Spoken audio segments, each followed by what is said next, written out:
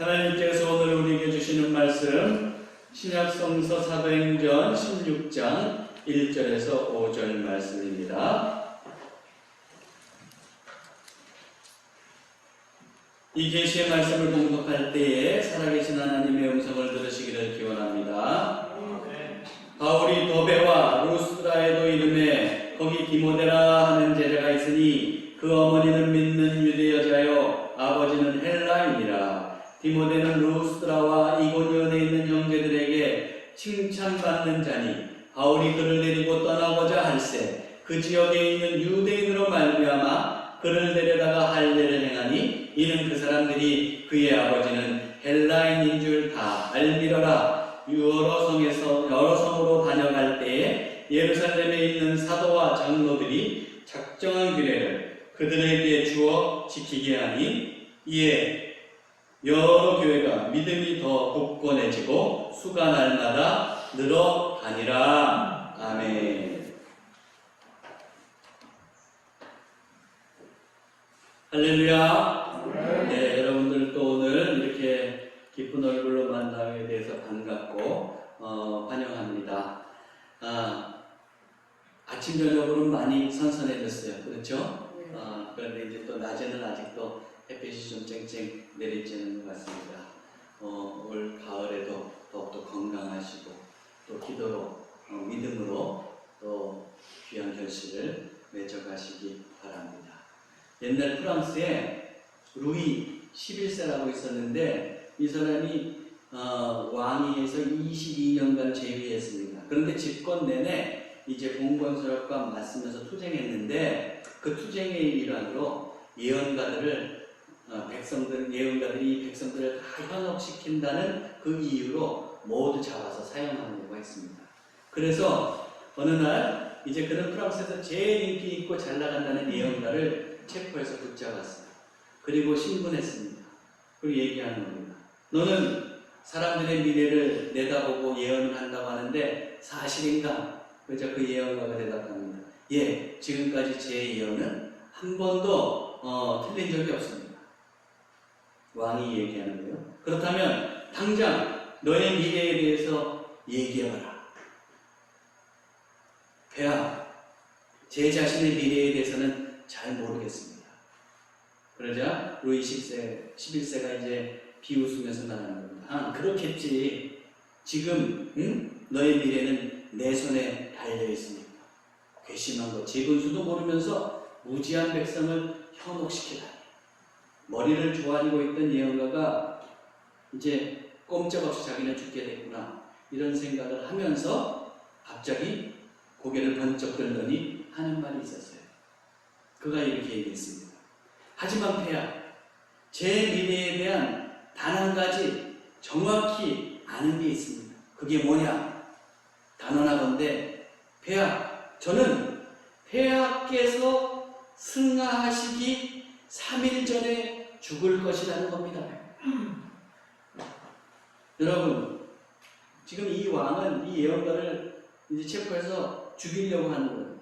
그런데 자기가 이렇게 잘 맞췄는데 한 가지는 분명한데 자기가 죽고 나서 3일 후에 왕이 죽을 거라는 거예요. 왕이 그러니 이거 어떻게 합니까? 난감하죠. 죽일 수도 없고 안 죽일 수도 없고 그렇게 찜찜해가지고 있다가 이제 그 예언가를 결국은 풀어줬다 하는 그런 얘기가 있어요. 이 예언가가 이 죽음의 위기의 순간에 지혜를 발휘했죠. 그래서 그는 목숨을 건질 수 있었습니다. 지혜를 발휘하면 길이 열리기도 하는 겁니다. 우리 그리스도인들에게도 지혜가 필요합니다. 특별히 우리는 복음을 전하는데 지혜를 발휘해야 합니다. 예수님은 제자들을 다 뽑고 나서 그들을 세상에 파송하면서 하나님 나라를 전하라고 하면서 이렇게 말씀하셨어요. 마태복음 10장 16절에 보면 보라, 내가 너희를 보내니 양을 이리 가운데로 보냄과 같다. 세상은 험악하잖아요. 그래서 이리 가운데 갔다는 거예요. 그러므로 너희는 뱀같이 지혜롭고 비둘기같이 순결. 그래요. 우리 그리스도인들은 세상에 살아갈 때 순결한 심령으로 살아야 됩니다. 그렇지만 어때요? 이 변화무쌍한 세상에서 정말로 지혜롭게 복음을 전하기 위해서는 어떻게 되냐면 뱀같이 지혜로울 필요가 있다. 그런 의미에서 우리 그리스도인들은 세상에서 지혜로울 필요가 있습니다. 자, 그렇다고 한다면 지혜로운 그리스도인들은 과연 어떤 태도를 가지고 사는지 오늘 본문을 통해서 한번 이제 살펴보고자 합니다. 첫 번째로 지혜롭게 복음을 전하고자 한다면 우리가 가져야 될 태도는 유연함입니다. 저를 따라서 해보세요. 유연함. 유연함은 이름이 아니라 유연한 생각과 사고로 살아가는 겁니다. 세상이 변하잖아요. 복음의 본질은 변하지 않지만 우리가 여태까지 가지고 있는 전통이나 여러 가지 형식이 있습니다. 그런데 이 변화무쌍한 세상에서 살아갈 때는 때때로 우리는 유연한 태도를 가질 필요가 있어요. 믿음의 본질이 희석되거나 왜곡되지 않는 한에서 유연한 사고와 태도를 가질 필요가 있다는 말입니다. 자, 우리가 한번 이제 다시 한번 좀 회상을 해봐야겠어요. 지금 사도 바울은 2차 전도 여행 중이죠. 그렇죠. 1차 전도 여행은 안디옥 교회에서 이제 구브로 섬을 통해서 배를 타고 그리고 남갈라디아 지방으로 가는 여행이었어요. 그래서 이제 지도상으로 보면 안디옥 교회에서 1차 전도 여행은 구브로, 거기 살라미에서 바보로 갔다가 거기서 이제 배를 타고 다시 밤빌리아죠. 그 남갈라디아 지방을 복음을 전했던 겁니다. 자, 그런데 이제 사도 바울은 신라를 데리고 이번에는 2차 전도여행을 떠났는데 안디옥 교회에서 북쪽으로 가다가 서쪽으로 방향을 틀었어요. 그 다소라는 데가 있는데 다소는 사도 바울의 고향이기도 하죠. 다소를 지나쳐서 타우루스 산맥을 건너서 이제 남갈라디아 지역에 이른 겁니다. 그래서 더베와 루스드라에 이르렀다. 이곳은 1차 전도여행 때 이미 복음을 전했던 곳이기도 하죠. 그곳에서 이제 복음을 받아들인 사람들이 또 교회가 신앙생활을 잘하고 있는지 돌보는 거예요. 그런데 이 루스드라에서 사도 바울이 만난 사람이 있어요. 그 사람이 누굽니까? 디모데. 근데 디모데가 믿음 생활을 잘 해가지고 어떠냐면은 지금 루스드라에서 믿음 생활을 잘했는데 이고니온에까지 이제 그 믿음 생활을 잘해서 칭찬이 자자했던 거예요. 그래서 1절, 2절을 보면 이렇게 되어 있어요. 바울이 더베와 루스드라에도 이름에 거기 디모데라 하는 제자가 있으니 그 어머니는 믿는 무슨 여자? 유대 여자. 아버지는 무슨 헬라인이라고 그랬어요. 그러니까 한마디로 얘기하면 혼연인이에요, 혼연인. 근데 디모데는 루스드라와 이고니온에 있는 형제들에게 칭찬받는 자라고 그랬어요. 그는 루스드라에 살았고 루스드라의 교회를 다녔는데 거기서부터 멀리 떨어져 있는 45km 떨어져 있는 이고니온 교회까지도 소문이 자자해가지고 칭찬을 받았다 이거예요. 그래서 이렇게 믿음이 좋은 젊은 청년을 디모데가 딱 발견하고 그를 발탁해서 이제 사도 바울은 그를 데리고 같이 복음 전도를 하려고 하는 겁니다. 근데 그가 디모데를 데리고 떠나기 전에 한 일이 있습니다. 그것이 뭘까요? 할례를 3절에 보니까 뭐라고 되어 있어요?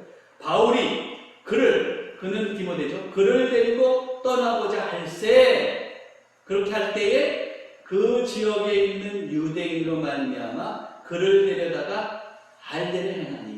할례는 뭔지 여러분들 다 아시죠? 지금으로 치면은 그냥 표면적으로 얘기하면 남자들이 포경수술 받는 것과 좀 비슷한 거예요. 그런데 어떻습니까? 이것은 종교적인 의미가 있어요. 하나님의 언약의 백성들, 유대교인들은 언약의 백성으로서 이제 남자아이가 태어나면 8일 만에 할례를 받게 되어 있어요. 의무적으로 할례를 받는 거예요. 그래서 그게 하나님으로부터 선택받았다고 언약의 표가 되는 거죠. 그렇게 할례를 행하는데 디모데는 아직까지 할례를 받고 있지 않아서 할례를 행했다. 이는 그 사람들이 그의 아버지는 헬라인인 줄 다 알미러라 그랬어요. 자, 지금 사도 바울은 디모데를 발탁해서 전교여행을 떠나려고 할 때에 할례를 행했죠? 안 행했나? 행했죠. 지금 보니까 행했어요. 자, 행했는데 여기서 근데 생각해볼 게 있단 말이에요. 본래 사도 바울은 할례에 대해서 어떤 생각을 갖고 있었어요?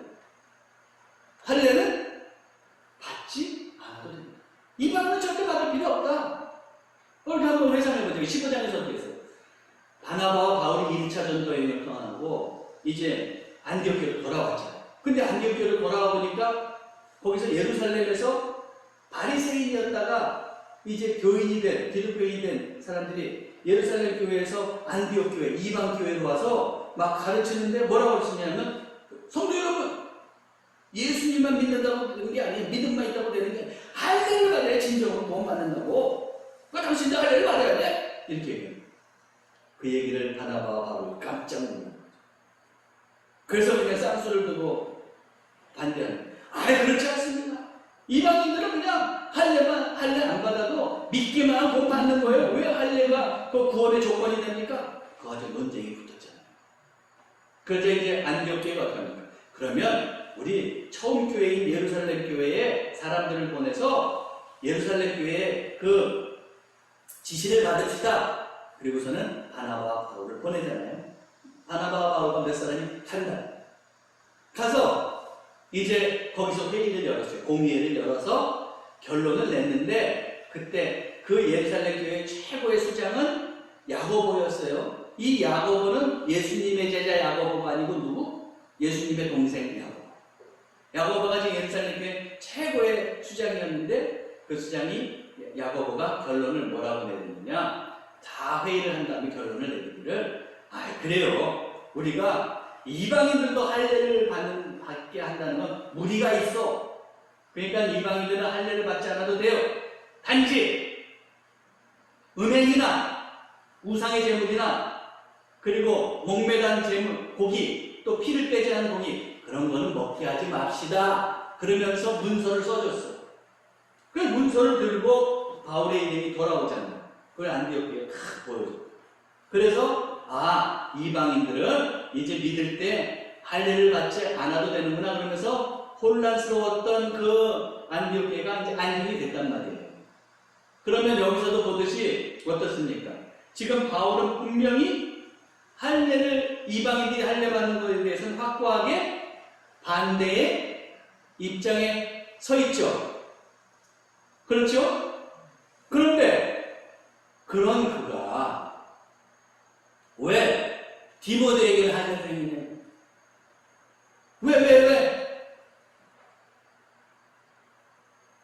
왜요?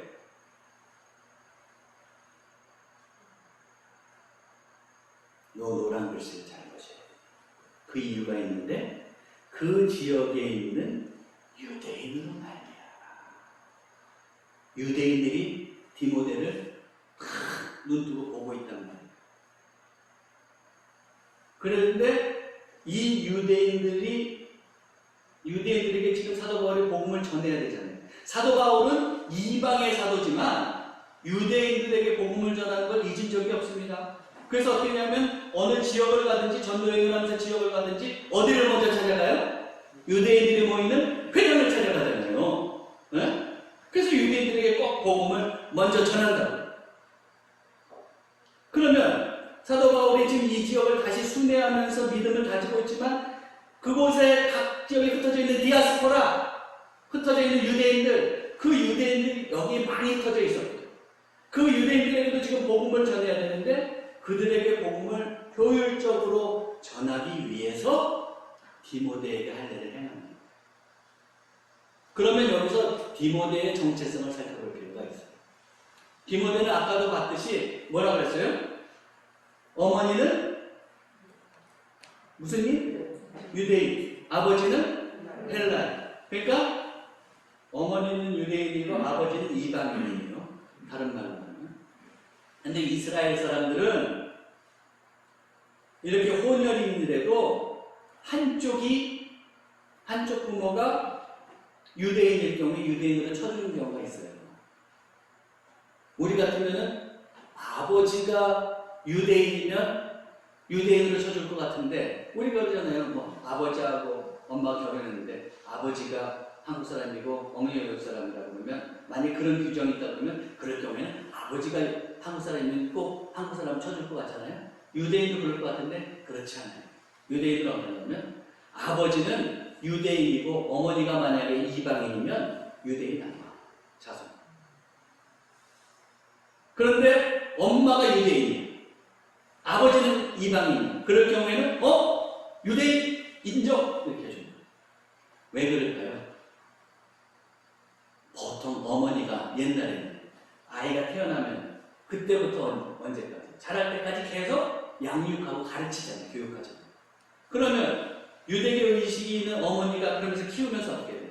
유대교 의식을 계속해서 넣어줄 거 아니에요. 그런 의미가 있어요. 그래서 어떻게 하냐면 어머니가 유대인이면 그 자손도 유대인인 거예요. 거짓말하는 것 같아요? 지금 절 쳐다보시는 게 생소한 얘기를 듣는 것처럼 맞는 얘기야? 믿어보세요. 맞아요. 그러면 디모데는 엄밀하게 보면 혼혈인이지만 지금 유대 사람들이 보기에 그는 이방인이에요? 유대인이에요? 유대인이에요.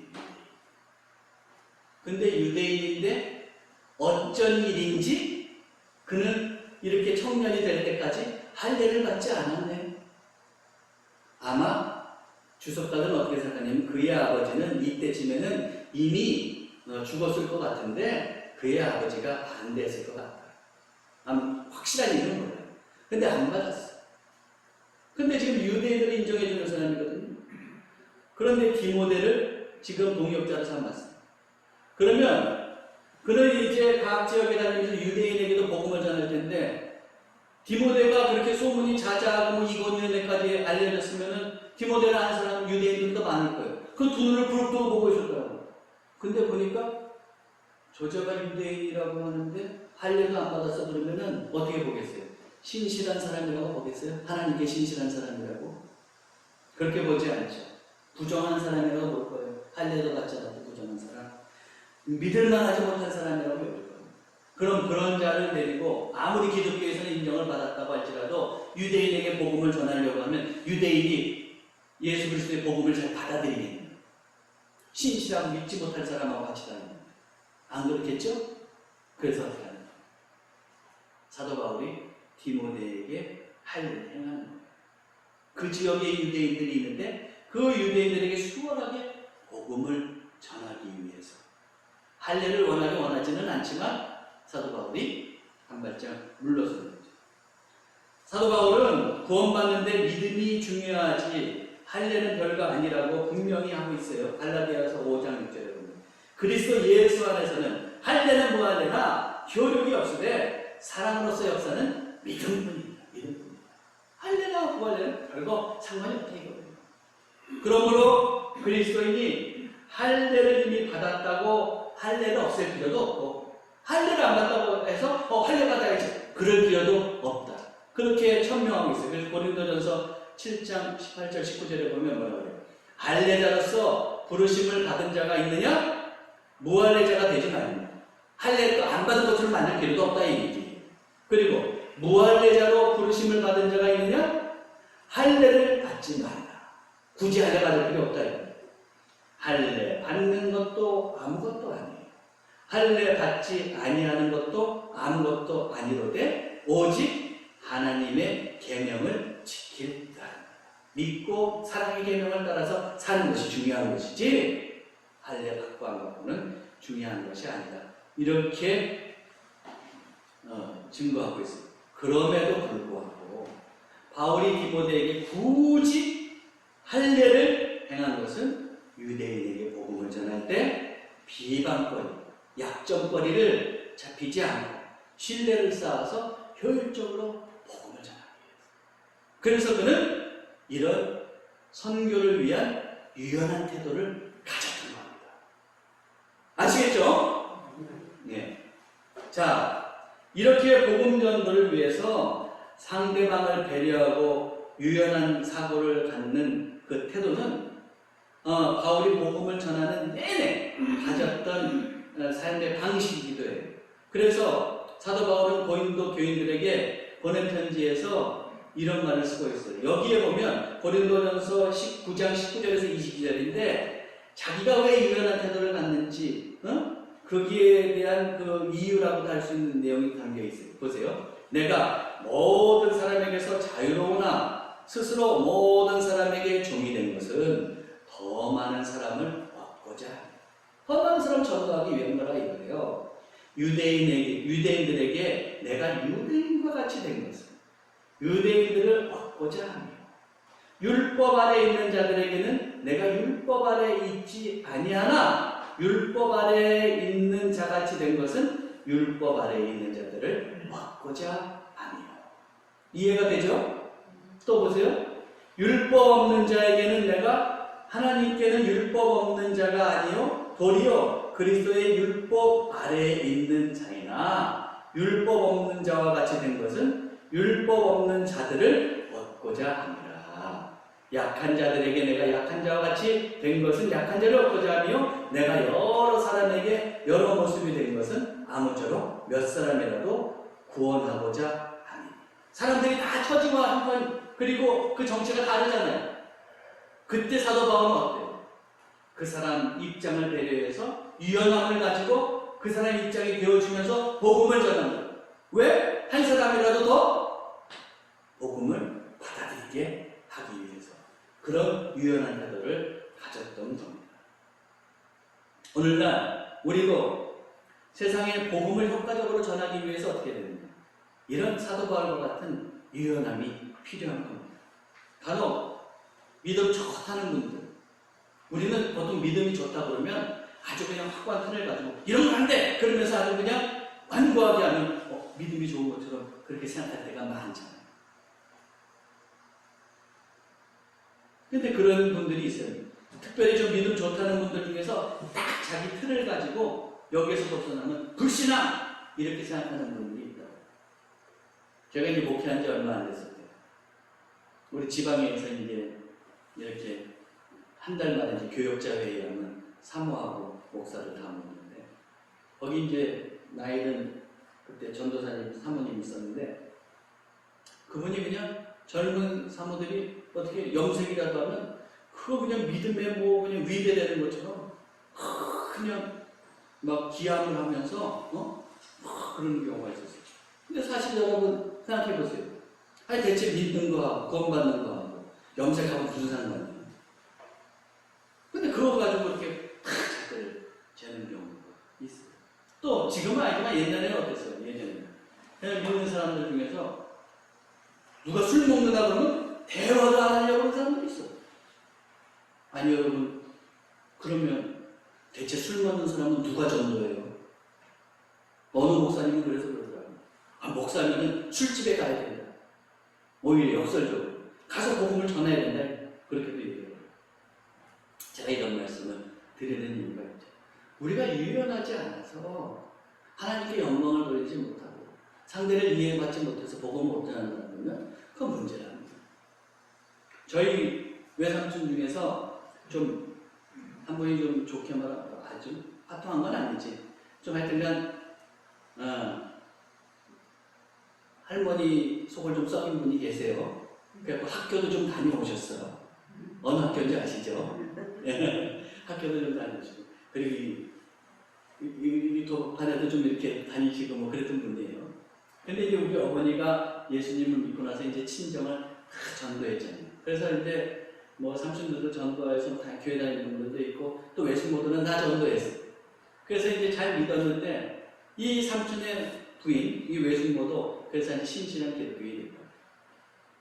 그래서 이 장충동에 있는 그 형제교회 이제 교인이 돼서 여성 회장하고 열심히 신앙생활을 했는데 근데 이 삼촌 남편이 그냥 교회를 안 다니는 거예요. 그러니까 어떻게 해요? 교회를 꼭 다니고 구원받았으면 좋겠잖아요. 그래서 목사님 좀 부탁하니까 우리 남편 좀 예수님 좀 믿게 좀 만나주세요. 그래갖고 남편한테 얘기해서 만나달라고 우리 목사님 좀 만나봅시다 그러는 거예요. 그랬더니 이 삼촌이 짓궂게 좋아 이번에 그럼 만나주자. 안 만나준다고 그래. 만나주자. 그러면서 딱 약속 장소를 잡았는데 술집에다 탁 잡은 거야. 근데 그것도 술집도 좀 교회에서 먼 데 잡은 건 좋잖아. 교회에서도 멀지 않은 데다 탁 잡아놓은 거야. 그러면 목사님이 어때요? 자존심 상해서 가고 싶지 않을 수도 있었어요. 근데 이 목사님이 선선히 만납시다. 그래서 딱 만나.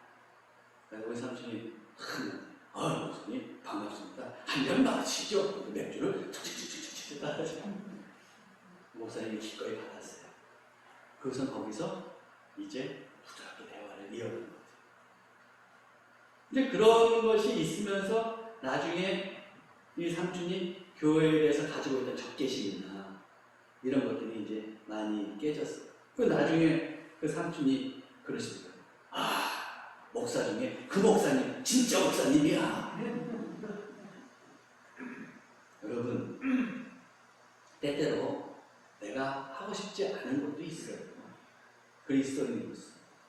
그렇지만 우리가 정말 하나님께 영광을 돌리고 복음을 더욱더 온전히 증거하기 위해서 때로는 우리가 유연하게 생각하고 행동할 필요도 있습니다. 사랑하는 성도 여러분, 신실한 믿음의 사람이 되시되 이 변화무쌍한 세상에서 온전히 복음을 전하기 위해서 유연한 또 태도와 생각을 가지고 살아가시기 바랍니다. 자, 두 번째로 지혜롭게 복음을 전하는 사람은, 제가 첫 번째는 유연함이 필요하다고 그랬죠? 근데 여러분 여기까지만 들어보면 두 번째로 들어야 될 것이 있는데, 그렇게 복음을 전하는 사람은 유연하되, 저를 따라서 해보세요. 원칙. 믿음의 본질이 되는 그 원칙을 지킬 줄 알아야 됩니다. 보통 유연하다 그러면 어떻게 착각하는 사람이 있냐면 이것도 좋고 저것도 좋고 막 섞어놓고 그리고서 그냥 그렇게 행동하면 되는 것처럼 생각하는 경우가 있어요. 아니에요. 유연한 태도는 가져야 되지만 그 중에서 변치 말아야 될 것이 있다고. 믿음의 본질이 되는 것. 아주 본질적인 믿음에 필요한 그런 원칙들.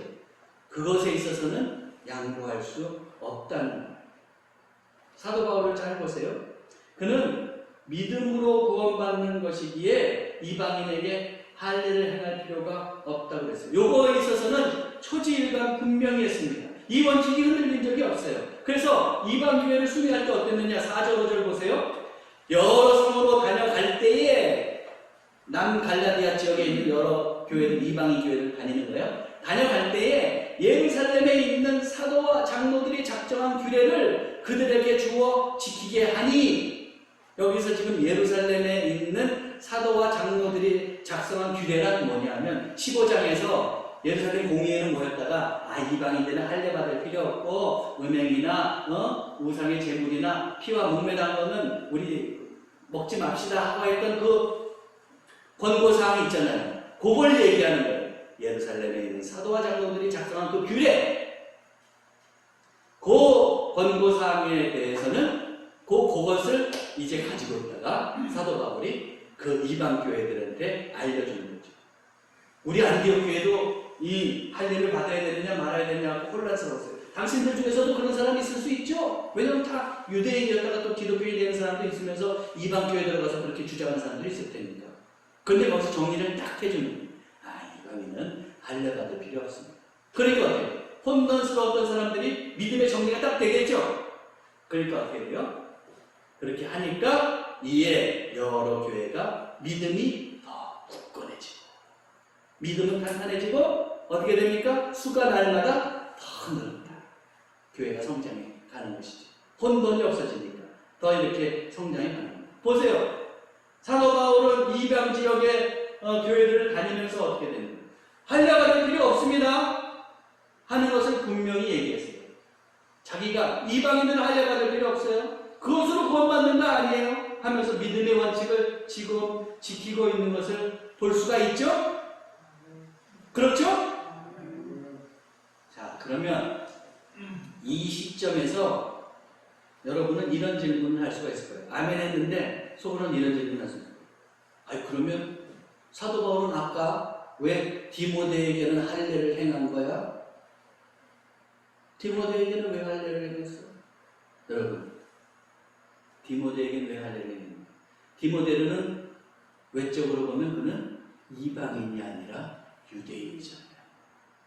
유대인이니까 할례를 행해도 무방한 거예요. 그리고 그렇게 하는 이유는 유대인에게 효율적으로 복음을 전하기 위해서. 그런데 사도 바울은 자기의 동역자라고 할지라도 이방인에게는 할례를 행하지 않았어요. 정말 그럴까요? 갈라디아서 2장 3절 보세요. 디도는 이방인이었거든요. 헬라인이었거든요. 뭐라고 되어 있어요? 그러나 나와 함께 있는 헬라인 디도까지도 억지로 할례를 받게 하지 아니하였습니다. 디도는 헬라인인데 이방인인데 할례 받지 않겠다고. 디모데는 근데 유대인으로 쳐주니까 유대인 전도를 위해서 할례 받게 한 거예요. 어때요? 사도 바울은 복음을 전하기 위해서 유연한 태도를 취했어요. 그렇지만 어때요? 자기가 분명히 가지고 있는 본질적인 믿음의 원칙, 거기서는 위배되지 않고 그 원칙을 지켰다. 믿음으로 구원받는다. 이방인은 특별히 할례 받을 필요도 없다. 이런 원칙을 확고하게 지켰던 걸 볼 수가 있습니다. 우리도 마찬가지입니다. 때로는 상황에 따라서 우리는 믿음의 사람으로서 복음을 전하기 위해서 유연성을 발휘해야 합니다. 그러나 믿음의 원칙을 위배하지 말아야 돼요. 유연성을 갖는다고 복음의 본질을 훼손하는 일들을 해서는 안 된다는 얘기예요. 엊그저께 금요일날, 어젠가? 그저께 같은 나 교회 사무실을 막 두들기는 사람이 있어요. 교회 와서 이렇게 예의 없이 막 두들기는 사람들이 없는데 사무실을 누군가 딱 봤더니 그 현관 앞에 여성 2명이 40대 후반의 여성 2명이 서 있는 거예요. 한 분은 전단지를 가지고 한 분은 이제 김 한 박스를 가지고 서 있는 거예요. 아마 제가 그 전단지를 받았으면 나한테 김을 줬겠지. 김을 받기 위해서 전단지를 받았어요. 근데 그분들이 와서 말해요. 자기네가 이제 집회를 했는데 목사님하고 교인들을 초대한다는 거예요. 그러면서 꼭 참여해 줬습니다. 근데 저는 뭐 쪽집게 예언가는 기분이 별로 안 좋더라고요. 딱 보니까 벌써 그래서 어디서 오셨습니까?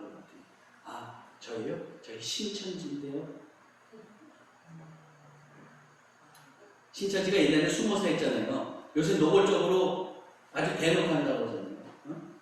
그래서 뭐 요새 신천지고 뭐 구원하고 뭐 무슨 집회한다고 막 문서 막 보내요. 편지 교회에.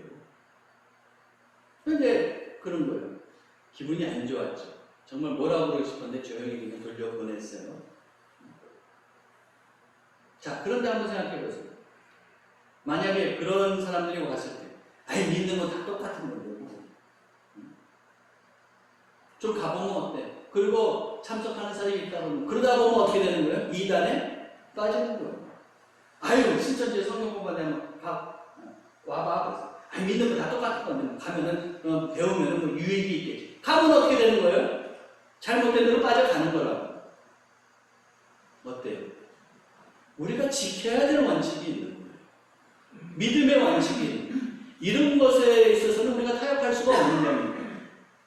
그러다가 보면 잘못된 신앙으로 가는 거예요. 지켜야 돼요. 그렇지만 복음 전도를 위해서 또한 유연성을 가져야 될 때는 갖는 것이죠. 원칙을 제대로 지키지 않으면 내 믿음이 흔들리고 훼손되고 내 심령이 망가질 수 있어요. 또 원칙을 지키지 않을 때 우리가 생명의 위협을 받을 수도 있는 거예요. 프랜시스 올턴 켈시라고 하는 박사가 있어요. 이분은 미 식품안전의약국인가 FDA 아시죠? FDA 거기에서 이제 그 식약 허가 신청서를 평가하는 그 자리에 있었는데 그 1960년대 일인데 1960년 9월에 한 의약품을 허가해달라고 들어왔어요. 그 의약품 뭐냐면 탈리도마이드 성분이 들어있는 의약품인데 그 여성들이 임신해가지고 입덧하잖아요. 그럼 이 약을 먹으면 입덧을 안 해요. 그 효과가 좋잖아요. 근데 유럽에서는 이미 허가가 났어요. 근데 미국에서도 허가해달라고 FDA 신청이 들어온 거예요. 그래서 이 박사님이 인간하고 동물 신체 실험을 해보니까 겉으로 보기에 인간에게 이상이 없는데 동물에게 이상한 반응들이 일어나는 거예요. 그래서 신청을 해주지 않았습니다. 그랬더니만 이 제약회사 어떻게 돼요? 돈이 걸려있는 문제잖아요. 자꾸 압력을 넣는 거예요. 그러면서 신청해줘라. 근데 이 사람은 자리를 잘릴 각오를 하고 끝까지 신청을 해주지 않았어요. 그럼 나중에 어떤 일이 일어나냐면 미국은 이미 신청해줬다고 했잖아요. 근데 나중에 부작용이 일어나요. 그래서 이미 그 약을 먹은 사람들 중에서 아이가 태어났는데 기형아가 12,000명으로 되는 거예요. 그런데 이분이 그 미국에서 FDA에서 신청을 받아들이지 않았기 때문에 다행히 그런 불상사가 없었던 거죠. 그래서 나중에 그 모진 그 핍박과 고통 속에서도 이걸 참아내볼게 해주지 않은 공로로 그 존 F 케네디 대통령이 이제 표창까지 하고 최고의 그 상을 줬다고 그래요. 어쨌든 그리고 나서 이 켈리 박사가 인터뷰를 하는데 그분이 이렇게 얘기했습니다. 나는 그저 겸손하게 이렇게 얘기했어요. 나는 그저 원칙대로 한 것 외에는 한 게 없습니다. 원칙을 지키지 않았으면 어떻게 됐어요? 여기서 수많은 어린 생명이 해를 입었겠죠? 그런 거예요. 때때로 우리가 원칙을 지키지 않으면 자그마한 손해를 볼 수 있지만 심각한 타격을 입을 수가 있어요. 믿음에 있어서 우리가 원칙을 지키지 않는다? 그랬을 때 어떤 큰 심각한 타격을 입을지 몰라요. 그러므로 구원에 이르는 본질, 거기에 있어서 우리는 원칙을 분명히 지켜야겠죠. 그러나 복음 전도를 위해서는 유연한 태도를 가져야 된다. 그것이 오늘날 우리에게 필요한 그리스도인의 자세라는 것을 여러분 꼭 잊지 마시길 바랍니다. 말씀을 정리하겠습니다.